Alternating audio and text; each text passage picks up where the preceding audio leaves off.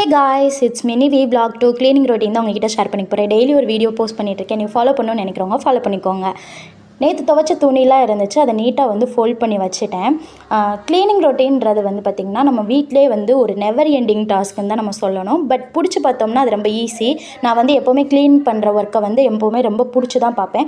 காலையில் எழுந்திரிச்சோன்னே நம்ம பெட்டை இந்த மாதிரி நீட்டாக வந்து மேக் பண்ணி வைக்கிறது அந்த நாளே வந்து சுறுசுறுப்பாக வச்சுக்கணும்னு சொல்கிறாங்க. ட்ரை பண்ணாதவங்க ட்ரை பண்ணி பாருங்கள். ஏன்னா நம்ம அந்த பெட்டை வந்து க்ளீனாக வச்சுட்டோம்னா நெக்ஸ்ட்டு படுத்தூங்க நம்மளுக்கு மைண்ட் வராது. ஸோ நான் அந்த மாதிரி தான் நினைப்பேன். உங்களுக்கு எப்படி தோணுதுன்னு நீங்கள் வந்து கமெண்டில் சொல்லுங்கள்.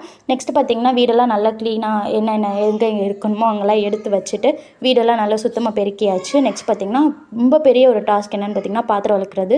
அது வந்து எனக்கு அவ்வளோக்கா பிடிக்காது. பட் என்ன பண்ணுறது, பண்ணி தான் ஆகணும் நம்ம வீட்டில். பார்த்திங்கன்னா நெக்ஸ்ட்டு நம்ம எல்லா வேலையும் முடிச்சுட்டு நான் பாத் பவுடர் வச்சு தான் குளிப்பேன் எப்போவுமே. நலுங்கு மாவு வீட்டிலேயே செஞ்சது. இதை பற்றி டீட்டெயில்ஸ் வேணுன்னா கீழே கமெண்ட்ஸில் கேளுங்க, நான் கண்டிப்பாக